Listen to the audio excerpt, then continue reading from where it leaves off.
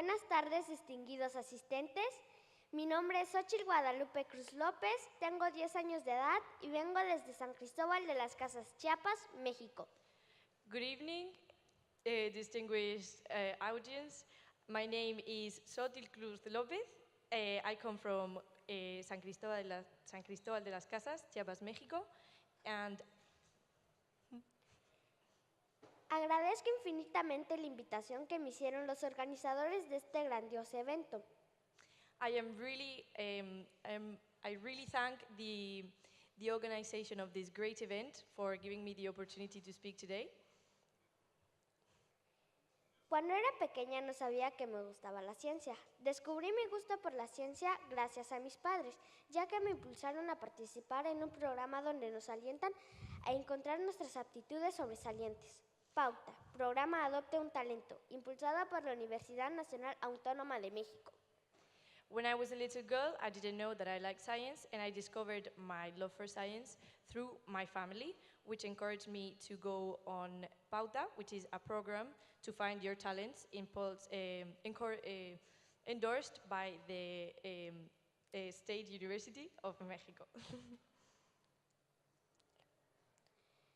El programa nace en el 2007 en el Instituto de Ciencias Nucleares de la UNAM, como una iniciativa para acercar a niños, niñas, jóvenes y profesores a la ciencia.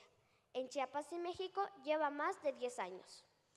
The program was born in 2007 in the Institute of Nuclear Science of Mexico, and it was invented to bring children and teachers closer to science throughout Mexico.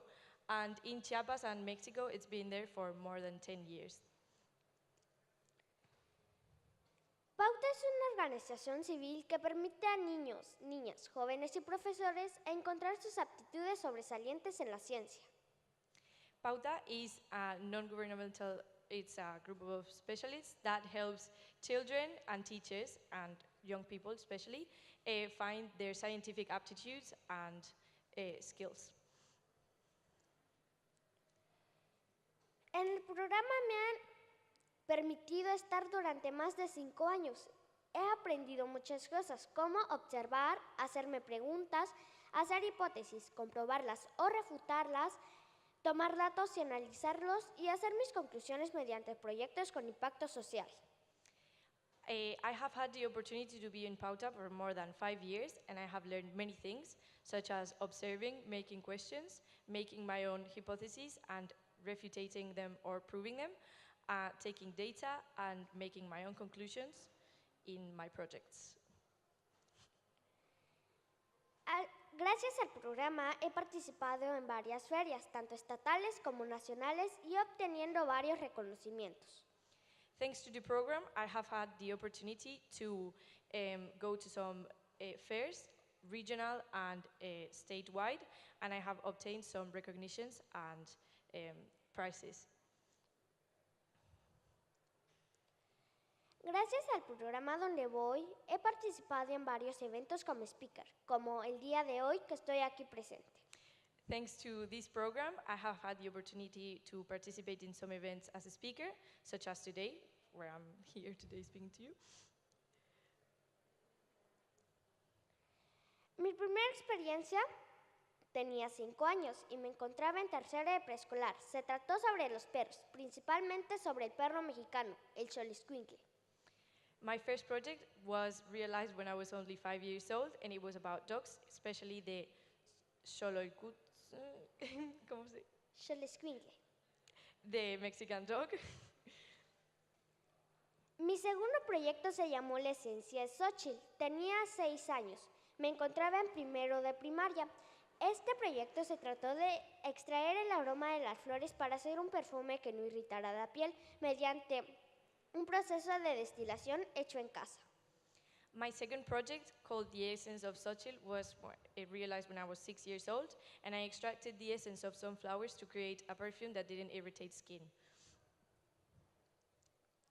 Mi tercer proyecto se llamó Baño Calientito. Este proyecto fue hacer un calentador de agua hecho a partir de materiales reciclables y de bajo costo, aprovechando la energía solar. para ayudar al medio ambiente y a las personas de bajo recurso.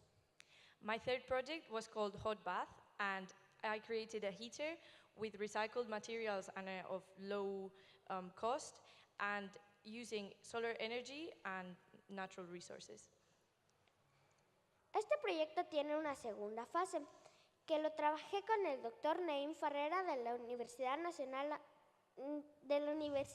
de Chiapas, de las energías renovables. Esta fase se trató para aumentar su capacidad del prototipo con una capacidad de 65 litros de agua al día. The second phase of the project was realized with my mentor, Dr. Nain Farrera, of the Renewable Energy Institute of the UNICAT, and it consisted of making making it have a larger capacity of almost 50 liters, and making use of water rotation and solar energy for the functioning. Actualmente estoy trabajando en su tercera fase de este proyecto, que es ver la funcionalidad del prototipo y colocarlo en diferentes puntos de la ciudad donde hay microclimas diferentes para conocer el comportamiento del calentador. Hasta ahorita los resultados son favorables. And the third part of this project is evaluating the functionality of the heater, and I've done this by putting some heaters in different places of the city, and by now the results are being quite favorable. ¿Por qué considero que este proyecto es importante? Porque la práctica de talar árboles está arrasando con millones de hectáreas de bosque, lo que abona el crecimiento de una segunda amenaza para la humanidad, el cambio climático. La primera somos nosotros, el hombre. Why do I consider that this project is important? Because the cutting down of trees is a very important issue, which is causing the second biggest threat to humanity, which is climate change, being the first one, humans. Tenemos la ciencia necesaria para entender el daño que como especie le estamos causando a nuestro planeta y la tecnología necesaria para buscarle soluciones. Lo que hasta hoy no tenemos, desafortunadamente, es la voluntad colectiva, tanto en el ámbito individual como en lo político. What we have is the science necessary to understand the damage that we are causing to our planet as a species, and the technology necessary to find solutions. What we don't have, unfortunately, is the collective will to act, both individually and politically. Si hacemos un buen uso de los 17 objetivos, podemos mejorar a nuestro planeta. If we make a good use of the 17 goals, we can make our planet better. Y como dijo nuestra gran pintora Frida Kahlo, el hombre es dueño de su destino y su destino es la tierra y él mismo la está destruyendo hasta quedarse sin destino. And as our great painter Frida Kahlo said, the man is an owner of his destiny, and his destiny is the earth, and he himself is destroying it until he has no destiny. Gracias, Colavalik. Grazie. Thank you, Colavalik. Grazie.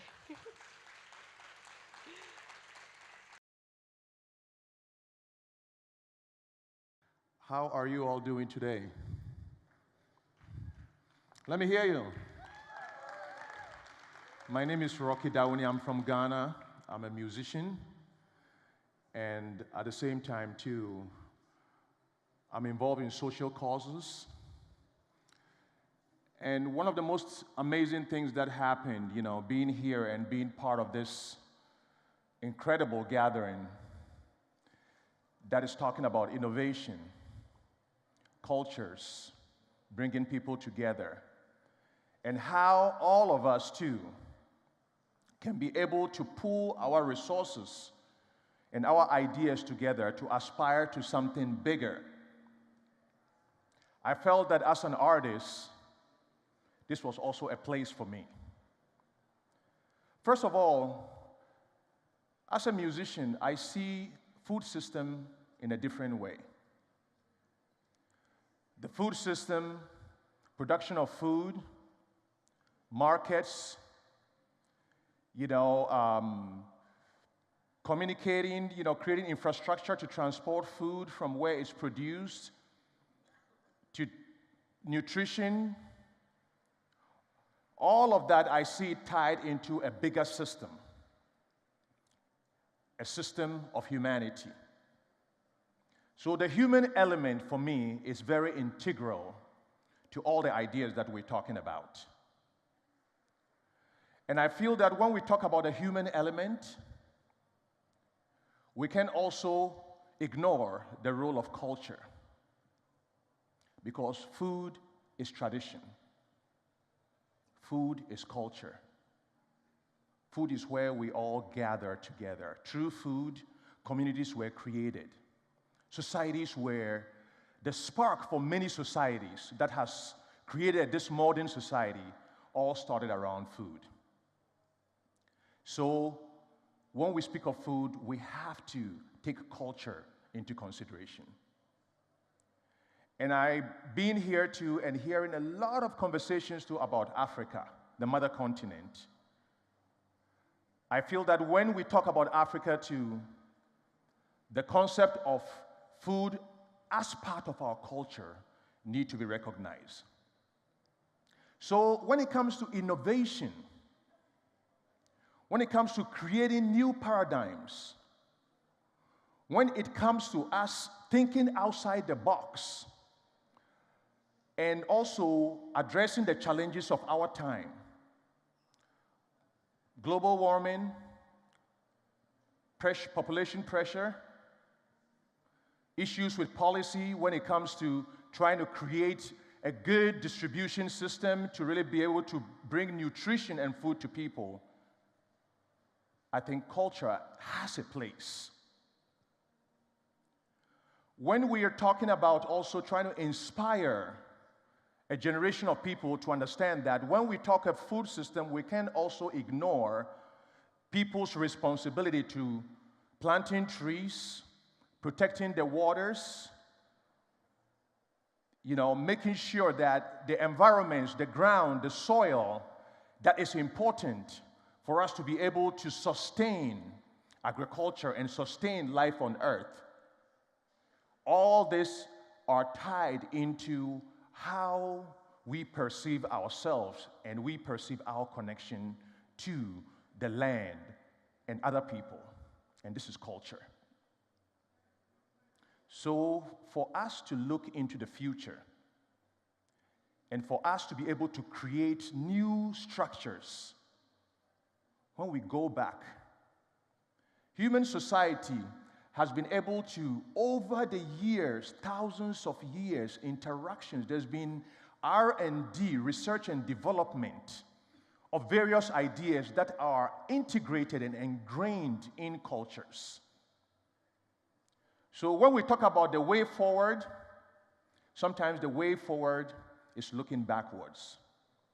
The way forward is looking and going and seeing certain innovations that happened in various indigenous cultures, how problems were solved, analysis, how environmental initiatives were all used to preserve the environment to the point where right now we have been able to support human society all till this day. So culture becomes a very important part of it.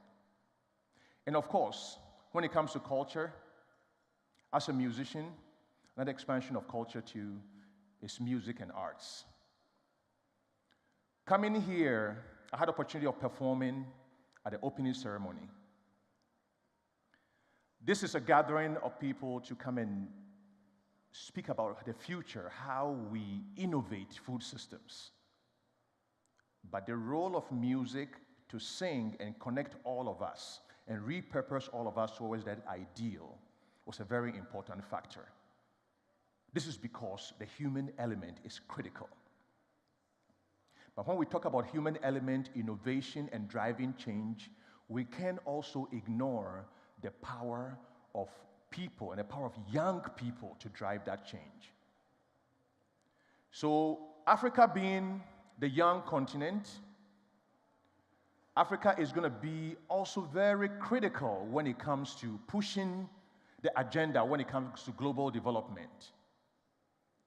And nurturing the culture of the people creates that confidence for new leaderships who can be able to be stewards of these new ideas that are all going to come that will help all of us move this agenda and these ideas forward. But if we are guided by a concept of elevating everybody, a concept of a value chain that will have everybody being partners, everybody being uplifted, a new world vision that whatever is good for one person has to be good for everybody. If we're guided by this principle, I believe that all the ideas and innovations that we're going to do here is all going to find a pathway to success.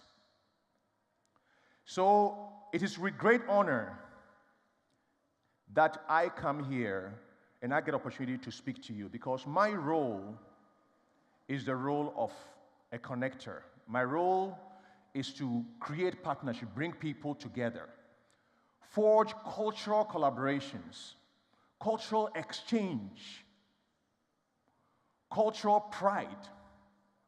Because when you have food and you have music and you have people all focused on upholding the greater good, then I know that humanity is in a better place. Thank you very much for the opportunity to speak to you all. Thank you.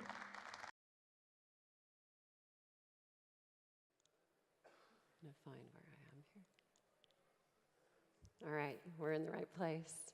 Good afternoon. So I'm here to start by asking you a question. How do you revolutionize an industry? How do you transform the food system, probably the most important industry when it comes to addressing climate change, culture, and humanity? And how do you get 500 companies to work together?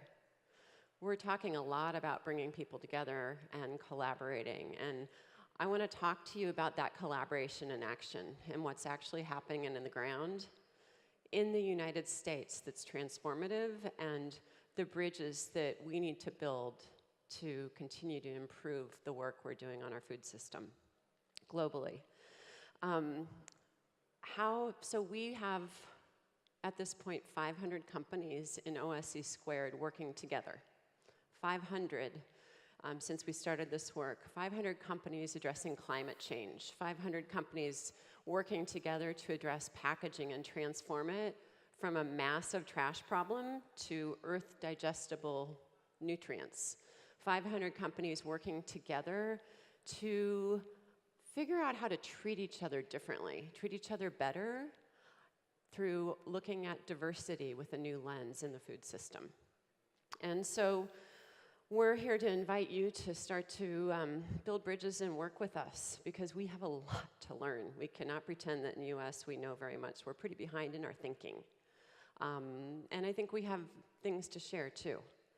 So what happens with a movement? This is really, for us, I'm going to share a little bit more about this food movement and what we're really seeing as a revolution in the US right now, which is, it starts with a moment in time when you look at movements.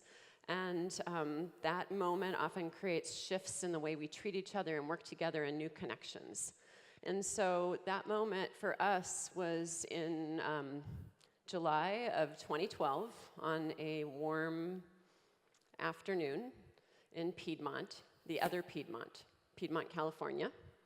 And my partner and co-founder of OSC Squared, Ahmed Rahim, he said, can you actually stand up? Because we are in this together. I just get to talk, but he's pretty interesting. So, and has been my partner on this journey for a long time. And we gathered 7 CEOs together, including Timothy Childs of Treasure 8. I think there's some Treasure 8 people here. I see Ryan. And we gathered to ask each other a question. How can we, as a collective group of companies, work together? If we have a shared vision of a better food system and a better world, how could we share the work?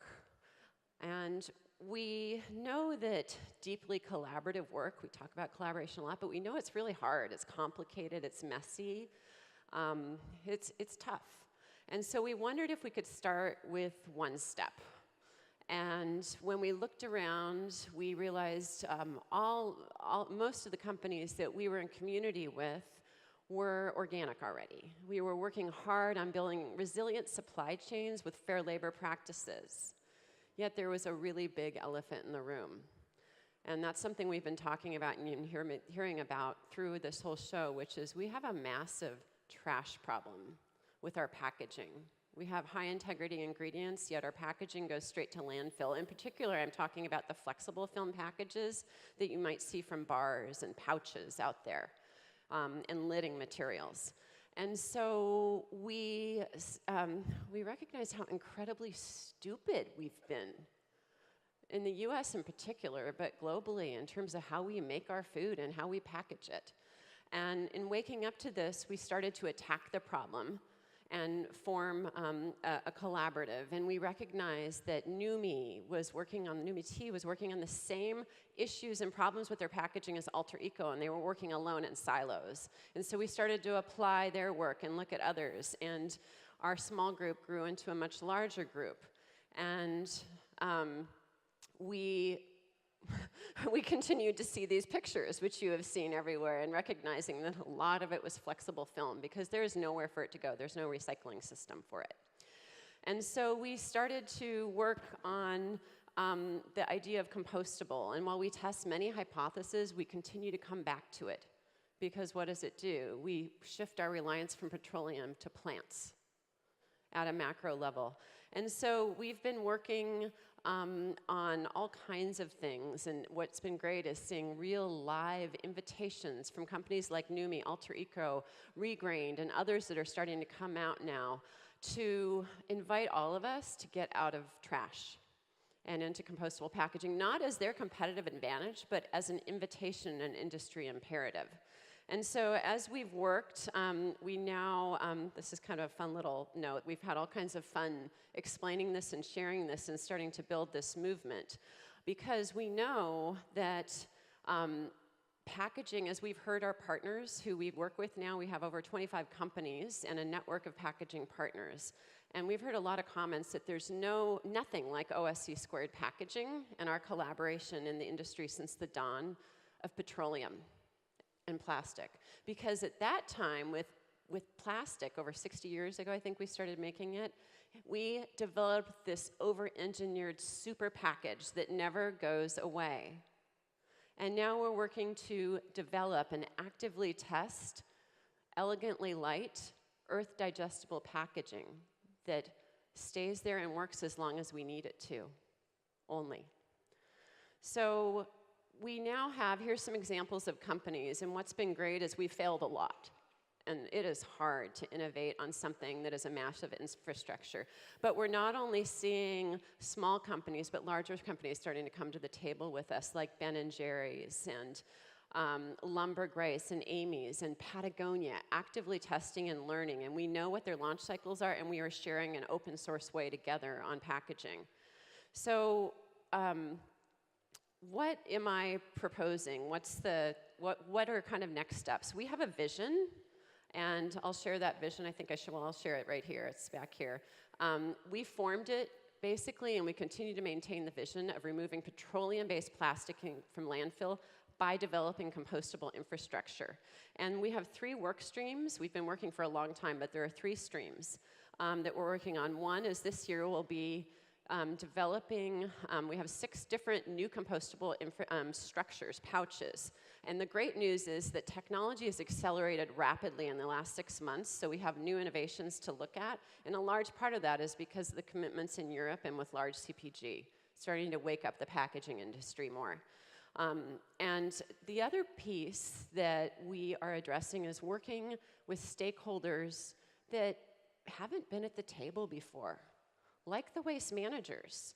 Was anyone at the packaging session yesterday? It was a fantastic session with a number of packaging companies and brands like Pepsi and some others.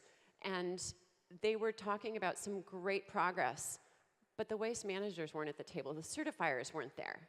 And so this is Recology. This is a network. I think we had 12 companies all come together. Recology, the largest waste manager in California, to build a bridge and a relationship with them.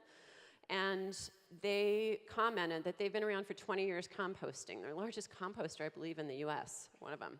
And no companies have ever come as a network to go see them before and talk to them. Guess what? What they're doing is different than what the certifiers are doing. No one's putting it together. And so the third piece that we're working on is to build a bridge and bring all the partners together, which we've been doing, but you've heard a lot, design innovation process. So we are, because what's happening is the innovation isn't happening fast enough. Even though we have V1 and V2 materials, we don't have enough innovation in the pipeline, and we still don't have things for baby food. We don't have things for wet food. We don't have things for seaweed, which requires high moisture barriers. And we need more innovation. And the reason it's not happening is because packaging is a hugely efficient, low-priced engine. It's designed for efficiency, and that eliminates innovation at every step. And so we're breaking the system apart through a year-long design innovation process with 50 people, experts in the room, and we are, from there, going to basically produce and open source the results of this design innovation process. The next thing that I want to share is Climate Collaborative. So the other elephant in the room we woke up to a few years ago was that there was all this stuff going on in Paris, COP21, and the US natural products industry was not talking about it. We essentially had no position, and yet we know that that's probably the most influential place when it comes to addressing climate change. And so we brought Paul Hawken, I think some of you have seen Project Drawdown, together with a team of experts. And we launched the Climate Collaborative, which is a project, a shared project with SFTA to leverage the collective impact of companies to reverse climate change. And it involves 9 commitment areas that are scientifically verified. And we have over nearly 400 companies now who've made climate commitments and are working with us on paths to action. So in addition to that, and this was actually my hero, I call him my celebrity out, Yvonne Chenard, who came to speak and very rarely does, just last month at our 3rd annual Climate Day. From there, I want to just note the final thing that is a big elephant in the room. And that is that OSC is a very emergent coalition. We've made a lot of progress in terms of soil diversity and who we are. But there's a huge elephant in the room that we've forgotten about. And that is that we will never innovate our way to being a carbon, moving carbon and making it our ally in terms of the food system unless we bring more diversity, equity, and inclusion into our companies. And that is not just a human rights issue, it's a pure business issue. We know that it improves our bottom lines. We know that without that diversity of perspective and thought to help see around corners, we don't innovate fast enough. And so what we are doing is building something that is called the Jedi'project. And this Jedi is not about stormtroopers or lightsabers or any of that stuff, even though we've got a lot of great warriors here in the room. This Jedi stands for Justice, Equity, Diversity, and Inclusion. And we are currently piloting projects and learning and case studies with 5 companies and building a whole platform of commitments for the natural products industry to come together and raise our game on diversity in many areas. And so, and this is just a note to kind of confirm the white elephant in the room, because this is our leadership, a leadership awards group, and one of the things that stuck out to me is how incredibly white our leaders are. And they're the first ones to step up and address that and be funding and supporting us, which is great. So what am I talking about in terms of what we want and need from you? Number 1, we'd like you to join us. My time is up, so I'm just going to quickly go through and invite you to booth E20 at OSC Square to talk more and join us on this packaging collaboration work.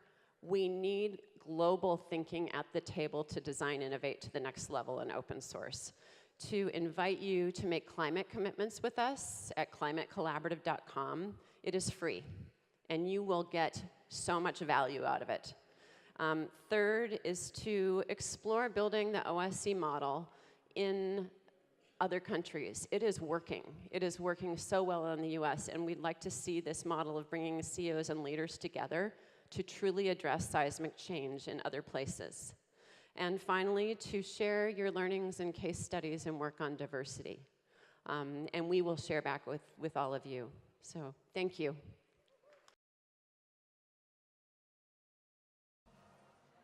Hi, good morning. My name is Carlotta Sami, and I work for UNHCR. UNHCR is the United Nations Agency for Refugees. Refugees are people like me and you that during their life do not have other choice than flee. And our work at UNHCR is to ensure that everybody has the right to seek asylum, that is simply to stay in a country protected and to find a safe refuge having fled violence, persecution, war, or disaster. We help to save lives and build a better future for millions of people forced from home. You have to remind that nowadays over 70 million of people are either displaced or had to flee their country. Our work is also to work for an inclusive society, a diverse society, and to work with the hosting community to allow and promote refugee active participation since the very stage of their arrival. Of course, cooperation with all the stakeholders in the community is key for the success of any work that is aiming at inclusion and to create real opportunities and promote talent. A great experience we are having here in Italy is the project Food for Inclusion. It is already its second year. It is a partnership between UNHCR and the University for Social and Gastronomic Sciences that has at its center food. Food not just to learn how to cook, but food as a way to build strategies on education that allows trainees to recover their past skills and to make the best use of their knowledge. In fact, education in any domain is a way to regain self-confidence.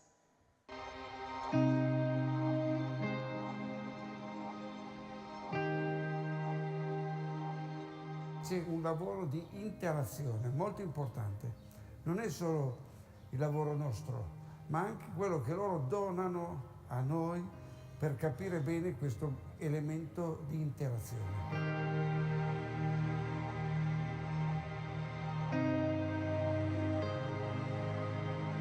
Noi abbiamo venuto qua per fare la scuola di cuoco. Abbiamo imparato tante cose, tanti piatti italiani con pasta, con risotto anche. Mi piace lavorare nel ristorante per imparare di più. Quello che mi ha colpito tantissimo è stata la passione feroce che hanno messo in queste lezioni, nel senso veramente si vedevano gli occhi che brillavano di voglia di imparare.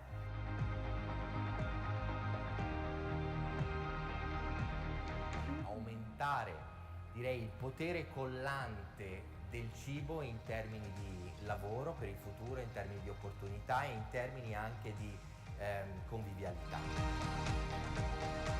Ho imparato tante cose, tanto contento ho fatto questo corso. L'università da un lato trasmette questi valori e dall'altro lato si arricchisce. But now, let me introduce you to one of our students. Some students are already working, some others decided to study more and to become even more expert. Nua is here with us, and one of them, please. Thank you. Hello. I'm Nuha Sair. I'm Syrian from Aleppo. My background was in education. I studied education, University of Aleppo. Then I became a teacher of elementary school for 5 years. All my life, I had the willing of improving my knowledge and my education in many fields, but I never thought about studying gastronomy. What happened is, during the war in Syria, and seeing people suffering of hunger made me feel more the importance of food in our life. Eventually, and due to the circumstances and the way my life went, arriving here in Italy and participating in Food for Inclusion, it took me actually from attention to intention in the field of gastronomy.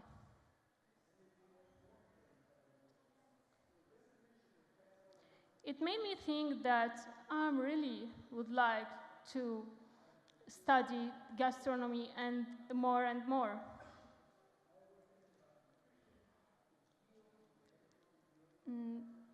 So basing on my background and my experience and transmitting them to my present and future studies. So I applied for studying Master Creativity, Ecology and Education, applied for scholarship, and I had the feeling that I would get this scholarship, although it was the only scholarship in this master. This feeling came because I had the willing to.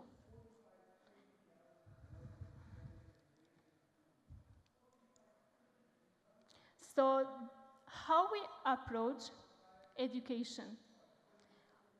We start with theory because it's the base knowledge to know what you want to learn.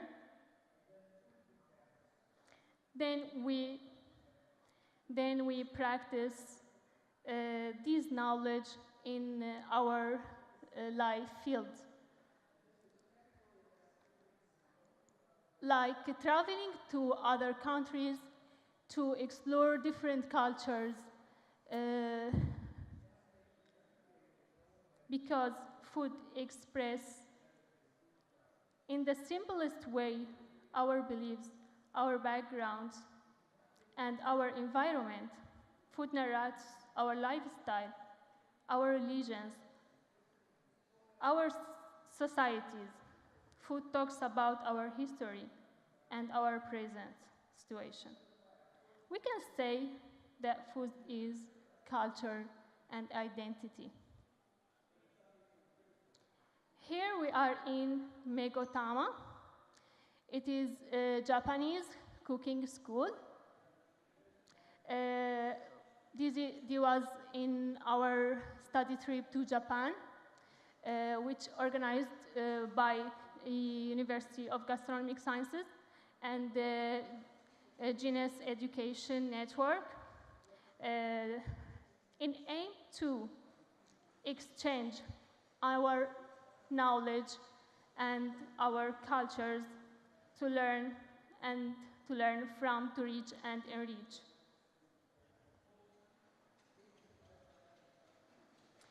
The magic of food makes communicating through it doesn't need language.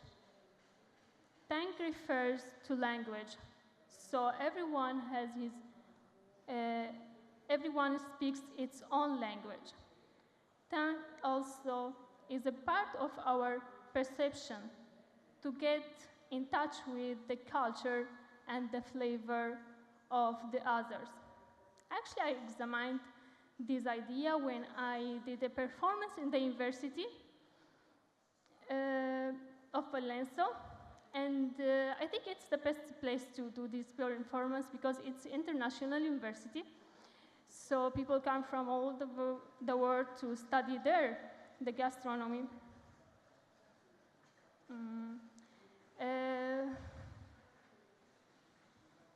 This performance, I asked the people to speak in their native language, their mother language, and then we started.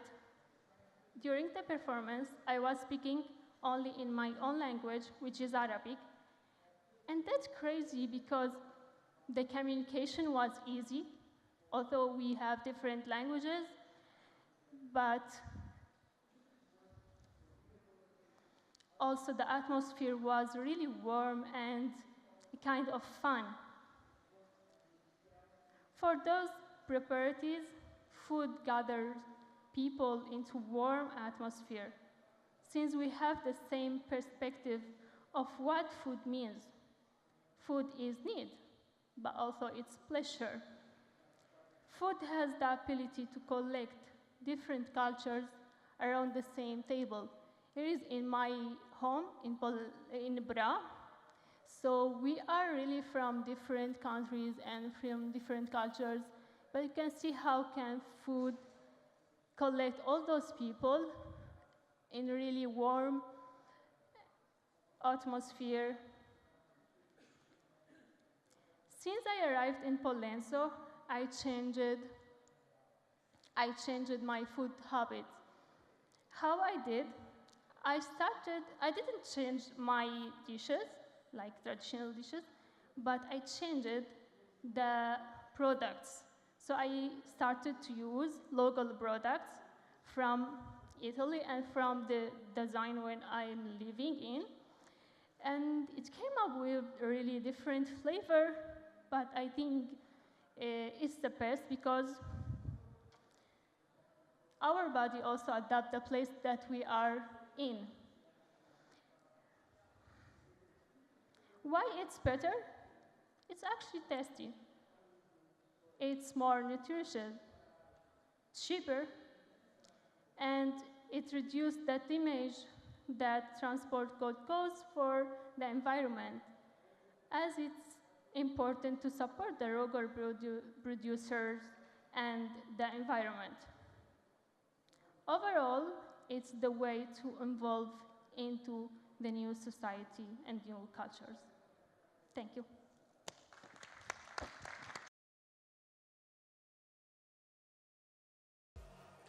Hi, I'm David Batstone, and I'm not for sale. This is a story about discovering a global problem of human trafficking in my own backyard in San Francisco. A restaurant I used to love to go to every day, and I realized one day that it was the center of a human trafficking ring that had brought over 500 young children into San Francisco for the purpose of forced labor. First in the restaurant, and then in fruit and vegetable fields, and in brothels in California. It was a real shock to me. So I went around the world and took an investigation of how this could happen. I was a venture capitalist in San Francisco and a professor, and to me it was a way of trying to understand this. I discovered on my global journey that there are 30 million people living in slavery today. Now my goal had been to simply go around the world, write a book, and come back to my life. But along the way, I met this woman, Krunam, in Thailand. She had rescued over 27 children out of the streets of begging and commercial exploitation in Thailand. When I met Krunam, she was living in this village in northern Thailand. They had one hut on an empty field where she had taken these kids after rescuing them. I promised that I would build her a house, one house. And I got back to San Francisco. I was writing my book, preparing for my understanding of how I would publish this, when Krunam told me that her house had burned down. Those 27 children, she had now rescued 53. And is there something I can do to help? Well, I said, okay, I'll build 2 houses. And then she wrote me back. She said she's rescued 88 kids. I'm like, slow down on the rescues already. I can't have that many people.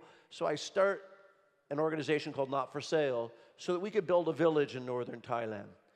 And that village is now over 11 years old. We have 150 children at any one time. They grow their food, they go to school, they're now graduating from university, and really is inspiring that we can do something to help these individual children at a very specific place in Thailand. But I have to admit to you that after that, when we went to Peru, and we went to Vietnam, and we went to Romania, and we built more shelters. After 5 years of doing this, I realized that I was at the end of a river pulling out bodies as they're drowning, and I needed to go upstream and do something to stop it. How do we go to the top of the river? So in Peru was the first place we would experiment with a different business model for fighting slavery and human trafficking. We decided to bring together the most 50 influential and successful people we knew, and we asked them to help us reinvent this model of how we would go about fighting human trafficking. The Peruvian Amazon is one of the most ecologically wealthy places on the entire planet, and yet the people are some of the poorest in the world. There's something wrong with that picture. The communities in the Peruvian Amazon are 7 hours from the nearest city upriver. The only way to get there is by boat, and the community members can't even afford to own a boat. They don't have access to marketplace. They don't have healthy jobs in their own community. So traffickers come in. He sido explotado. He trabajado día y noche, las 24 horas. It's happening, and primarily because there's a lack of economic opportunities for work. When we looked at the Amazon region, we saw rich resources. We saw people who desperately wanted to work and build a new future. We knew there had to be a solution to the problem. The only question is, what would that solution be? Part of the solution we came up with was relatively simple. It was to provide villagers a boat. But what happens when the boat wears out? How do we create not a charity-based model, but a sustainable model? It's creating jobs. Unfortunately, to create jobs is a pretty complex process. You need to engage the communities themselves. You need to engage local businesses that are creating products. You need to engage international retailers like supermarkets, and you also need to engage consumers to understand why it's important and why they should be buying these types of products. What we came up with was an incredible idea that would link all of those actors together, and what we came up with was Rebel.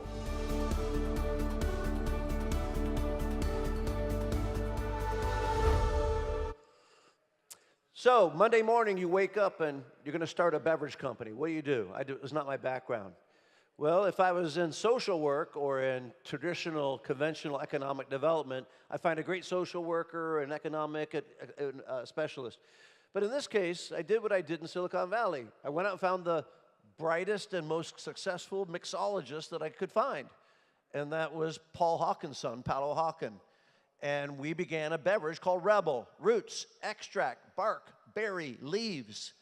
Be a rebel. Don't drink the same old shit everybody else drinks. Coca-Cola and Pepsi. You get fat, you get diabetes.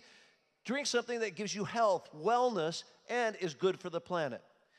Something that was very intentional from the beginning was to choose ingredients based on their impact for people and planet, not based on the cheapest ingredient. We're a member of the OSC2 movement that you heard about. We're very intentional in our sourcing. And so we started first sourcing in the Amazon of Peru. We started to source first with those ingredients that would bring about the kind of impact that Not for Sale as an NGO had in its mission as well. So we also said we will take some percentage of every bottle sold, not some kind of net profit percentage, but every time you buy a bottle of Rebel, money goes back to those communities. You fast forward 6 years, we're the #1 functional health beverage in America, selling-wise. Over $1 million has gone back to the communities from the sale of our products.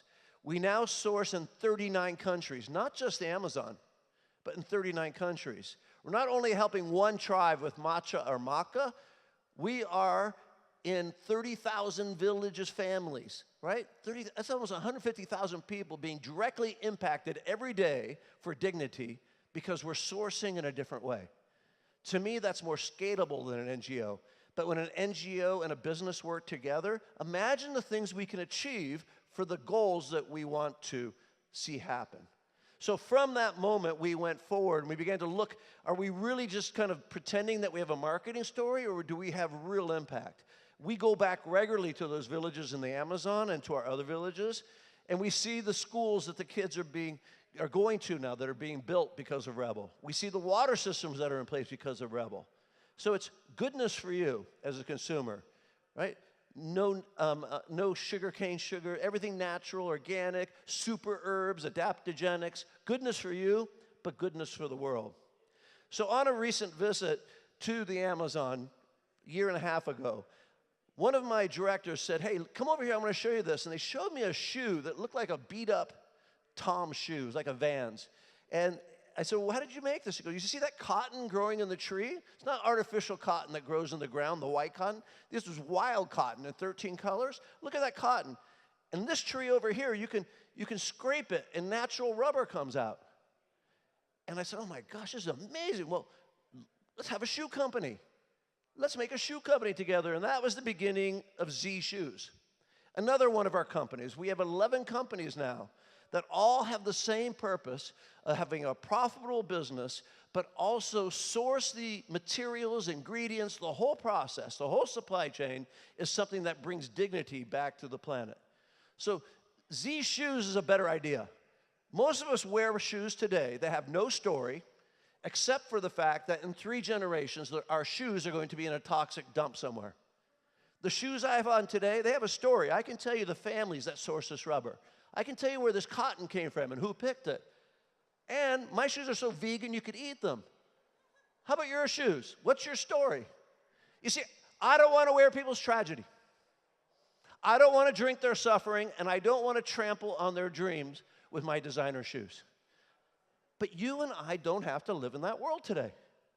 We can design the future. We can invest our money. We can operate companies, and we can buy products as consumers that design the world that we want to live in. Because I'm not for sale, and God knows you're not for sale either. Thank you very much.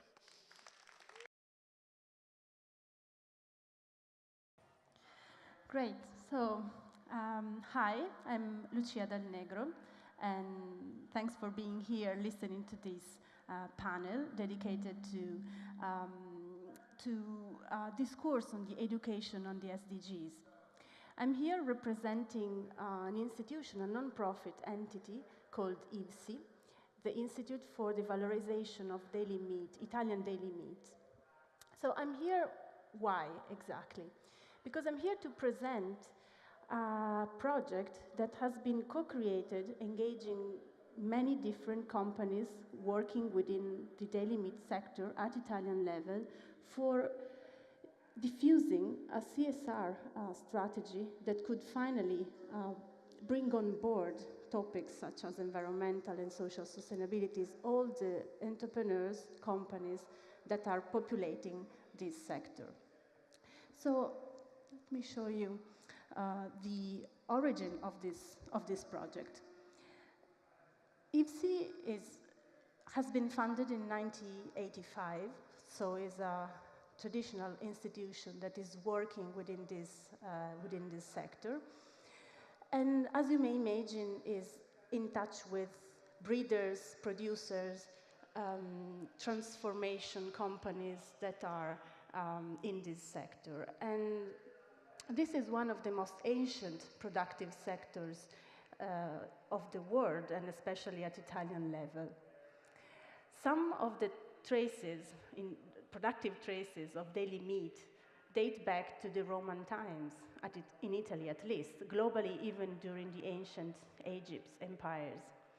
In Rome, for instance, there are some streets that are named with a name that reminds to the consumption of daily meat. For instance, Via Panisperna means the street with panis, bread in Latin, and perna is the leg of the pork. So this to say that this good is really, really rooted into the culture of food consumption at Italian level. So clearly, in the latest 2000 years, the production and the consumption of daily meat has changed, obviously, following basically 2 main drivers: a growing number of people to feed and the globalization of the market. that is increasing the level of interconnections and exchanges at a global level. Clearly, these have also some impacts at environmental and social levels, of which the Institute is clearly aware of. As well, it is aware of the huge amount of producers of different scales that are trying to do their best and to run counter to the externalities that are deriving from the intensification of the production processes at a global level. So then, taking a policy perspective, we can say that considering the impacts of the industry and at the same time the need for looking for new innovative solutions to manage social, environmental, and business impacts in a sustainable way, we basically are at a crossroads, right? So we are in a position in which we have two possible solutions. On the one hand, what you can do is to consider the sector entirely as a sector that has to be managed with has to be penalized for the impacts that has been caused so far, without diversifying, without differentiating the differences within the sector itself.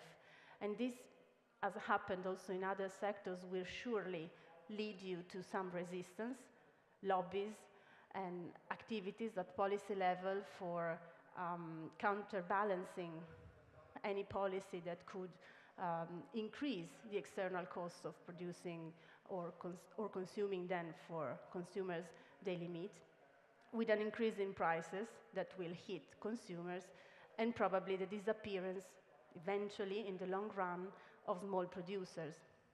So this is one option that has been already done also in other sectors, whereas you also have another option, which is the one of sharing a really new mindset, engaging all producers together and sharing and co-creating new solutions for making production processes more responsible, for shedding light on how to produce more responsibly and how to dialogue with consumers so that also the consumption is equally brought on board for what concerns the environmental and social sustainability of the entire sector. And this was exactly what the institution, what IPSI has gone for, co-creating and developing a document called Manifesto, so the charter of the values of the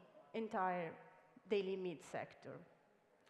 So this document that you can see behind me is basically a list of values that shape the way for the future of the daily meat industry. You can see easily that at least 3 out of 7 are directly linked to sustainability in social and environmental dimensions. So the idea is to, instead of avoiding the issue, to share it, to openly build a table for dialoguing with all producers and see how to diffuse responsible practices at all levels. The manifesto has been adopted by different companies that are asked to report annually, yearly, on their production processes. These performances and all the benchmarks will be assessed by a third party, so that year by year the level will be updated to the best performances available within the sector itself. And so what we can really see here is the process of taking the responsibility at the center of the stage and opening up to possible inputs coming from the different entrepreneurs that are working in this sector, and that are, some of them, if not the real majority, really aware of the path that they have to go through in the next years. So the idea of IVSI for the long run, so from the next 5 to maybe 10 or 20 years, is the one of helping producers, reducing their negative externalities, making them aware, because awareness is the key word if we want to bring companies on board, especially in sectors that are so traditional that sustainability, yes, can be seen as a powerful driver for the future, but if not correctly explained, can easily be considered a threat. Then, creating a model for being replicated also in other sectors. And this is very important in my opinion, because this can really be something scalable. So this idea of opening up a dialogue monitored by a third party, which is a non-profit party, because IFSI is a non-profit entity, is very interesting for potentially really paving the way for a new type of engagement of entrepreneurs on these issues also in other sectors. Then, train and educate entrepreneurs to understand that sustainability, as I said before, is not a limit, yet it is a huge potential to go through, and help small and virtuous producers that are already implementing greener solutions, greener production and transformation processes within the sector. So, we all know that sustainability is a driver for marketing, we know that, but we also know that sustainability actually is really the strategy for surviving in a globalized market in the next year. And with this in mind, this project, this manifesto, has been designed, developed, implemented, and now shared and illustrated in events such this one. So, again, the overall goal is to create a critical mass of responsible daily meat producers that could really be the champions of this topic on how to renovate their own industry or industry from within, and still remaining in the market. So, without embracing necessarily an idea of going beyond business with these topics, but keeping them within the business as usual way of thinking. And this is a huge, a massive cultural shift. So, to conclude, a manifesto, the word manifesto, is usually used to declare the new beginning or a moment from which nothing else is going to be the same. And this is also the case for the release of this manifesto, because after this document, after this tool, I would say, for bringing sustainability within the sector, there won't be any excuse left for companies calling themselves out of the sustainability challenge. So thank you, and thanks for having me here.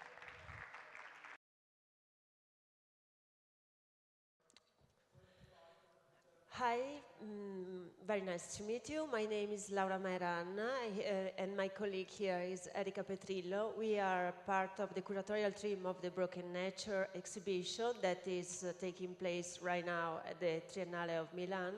It's the 22nd Triennale of Milan, curated by Paola Antonelli. Broken Nature, design takes on human survival.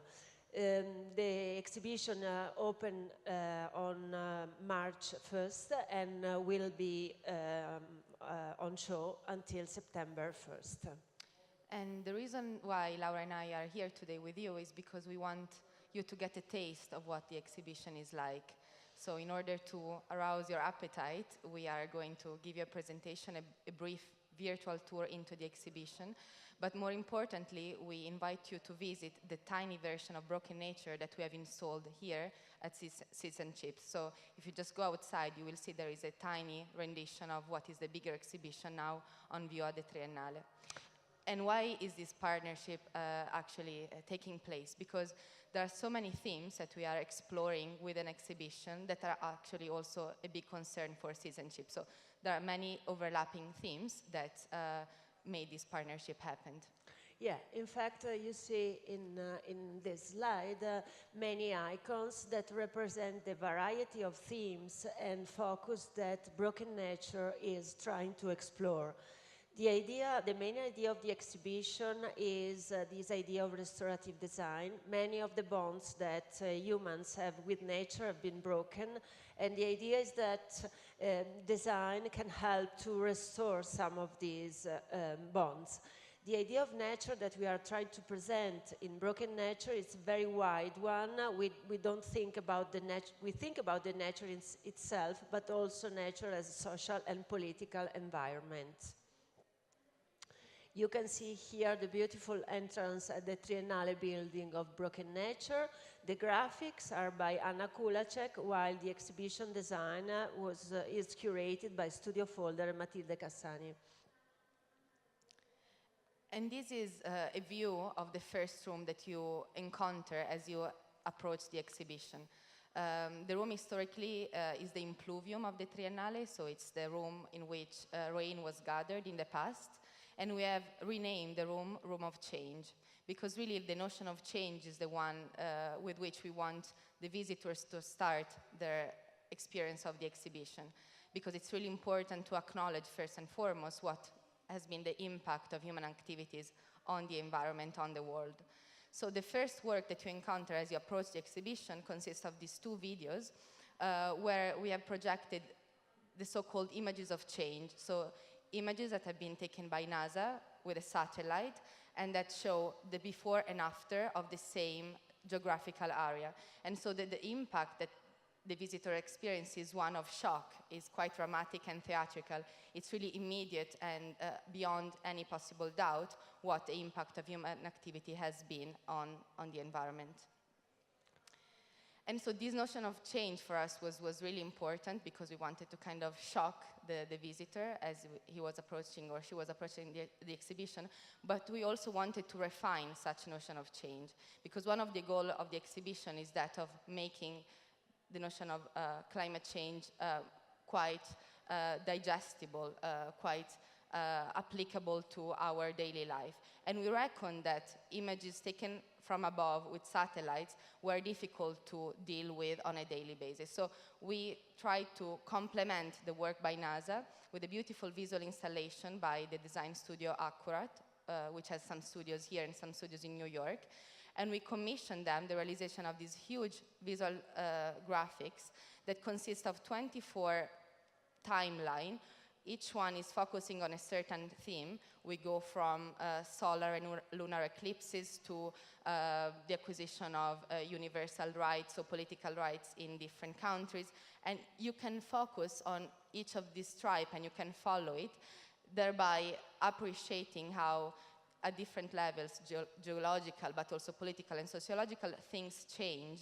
And these visual graphics can be appreciated through a legend where people can read what each color and each stroke correspond to.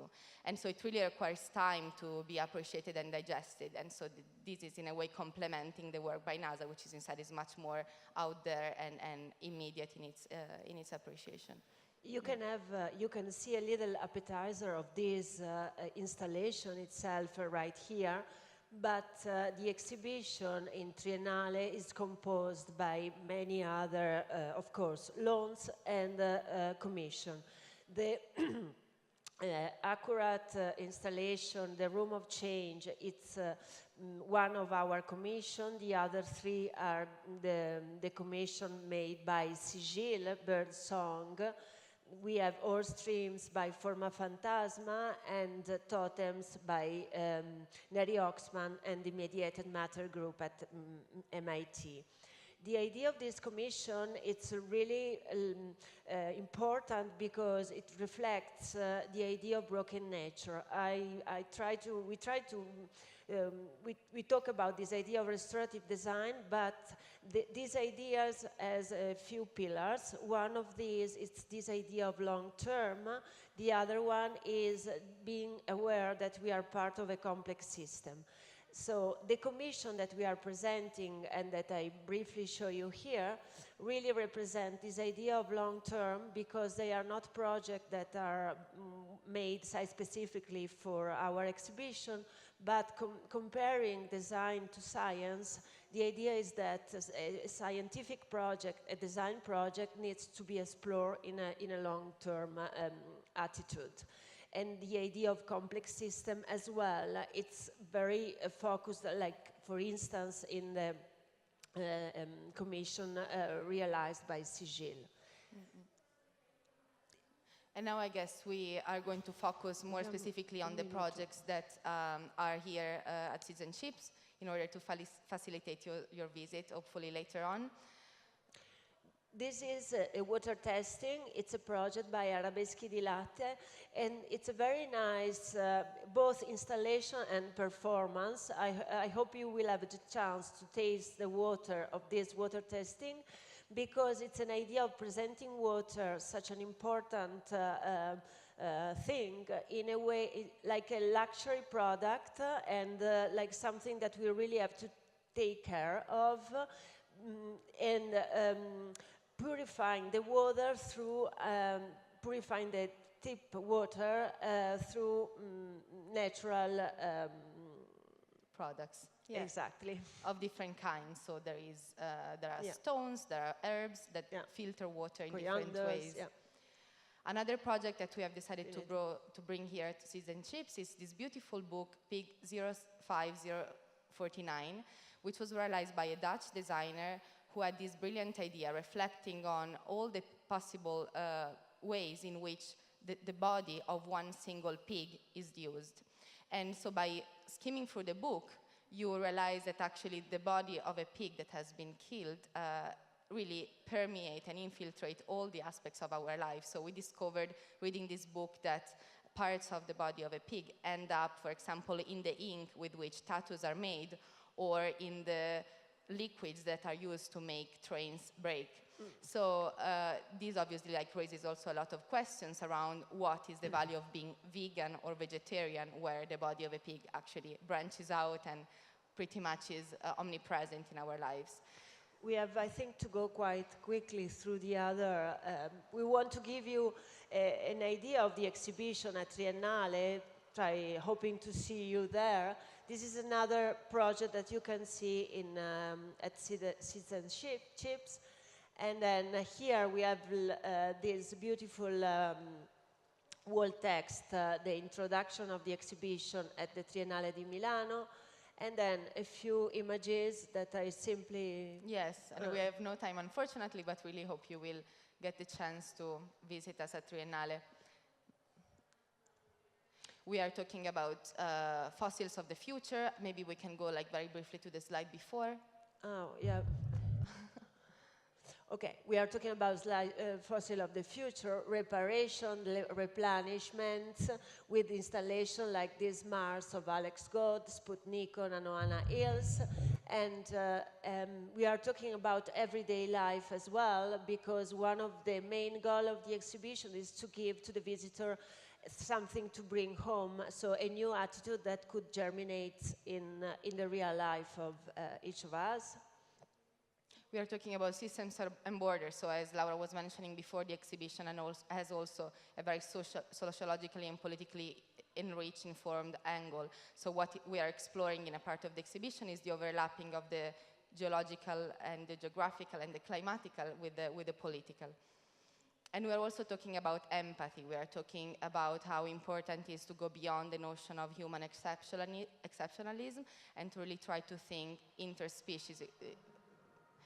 With this idea of empathy and the possibility to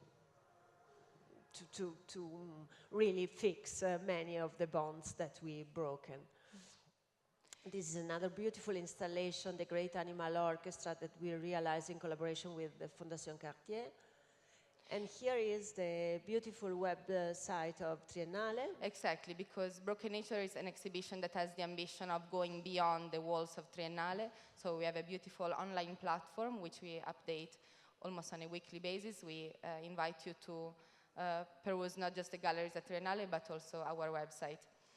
And finally, a big shout out to all the people that collaborated to this project that, as rich as it is, obviously, is a choral project that involved, engaged many, many people. So a shout out to them, and we hope to see you soon in the Triennale galleries. Thank you.